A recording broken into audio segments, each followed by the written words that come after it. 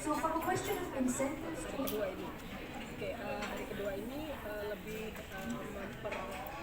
memperkenalkan atau mempersilahkan suara-suara dari masyarakat ya, organisasi penyandang disabilitas dan juga komite-komite komite-komite konvensi hak hak penyandang disabilitas yang berada di UN.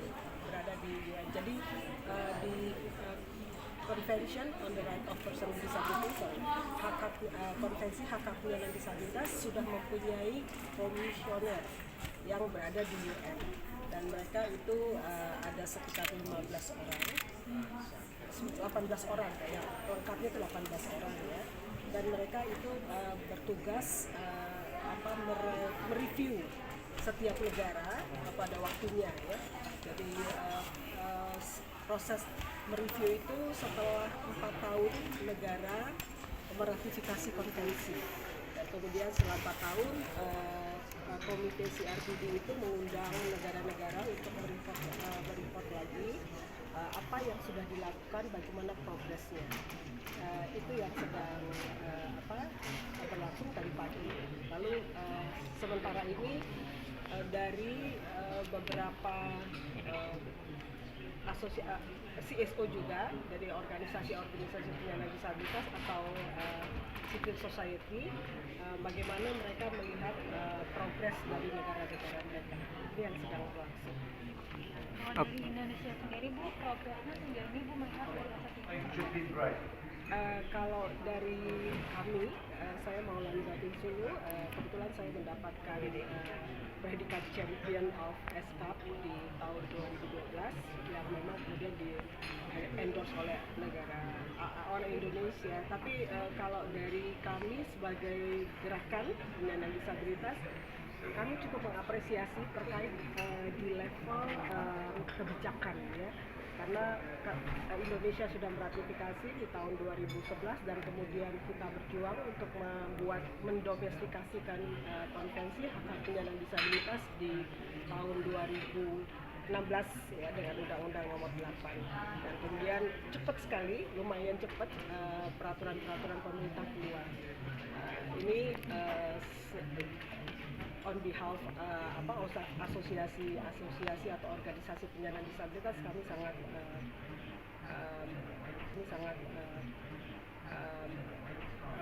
menghargai terkait dengan ini. Kemudian tapi selalu kita harus melihat bagaimana progresnya. Nah, dari tahun 2016 sampai tahun 2022, ketika kami melakukan pengkajian, memonitor di tingkat provinsi dan kabupaten kota, itu dari ada kajiannya Himpunan Wanita Disabilitas Indonesia di 10 kota di Indonesia, itu rata-rata dinas-dinas itu belum mengerti sama sekali, begitu ya, belum mengerti sama sekali tentang konsepsi penyandang disabilitas ini apa yang ingin dibawa, yang ingin kemudian coba diimplementasikan, yang ingin atau yang harus dibuat di dalam perda-perda. Itu memang jadi kami melihat gaps-nya atau challenge-nya, bahwasanya kemudian informasi dari Undang-Undang Nomor 8 tahun 2016 ini belum sampai ke tingkat kabupaten kota. Saya rasa itu yang kita lihat gaps-nya ya. Tapi di tatanan undang-undang atau peraturan-peraturan di tingkat nasional itu sudah cukup baik dan responsif gitu ya. Kementerian-kementerian itu responsif. Ya, tantangannya adalah kemudian kan masyarakat kita adanya di daerah ya, atau rakyat itu ada di tingkat-tingkat kabupaten ya, di mana memang pemerintahan tingkat kabupaten kota ini yang harus melakukan implementasi ya, the real implementation itu yang harus akan langsung bisa dirasakan masyarakat penyandang disabilitas ya di sana gitu. Kalau kita di nasional ya mainnya di level kebijakan. Bu, tadi sempat disebut soal konsepsi penyandang disabilitas ya Bu ya. Mungkin bisa dijelasin Bu konsepsinya itu seperti apa yang harus diterapin oleh Pemda juga ya. Jadi perubahan mindset atau perspektif dari penyandang disabilitas itu kan sebenarnya dari charity ke hak asasi manusia. Artinya kemudian berbagai strategi harus sedikit berubah ya gitu ya. Jadi kalau misalkan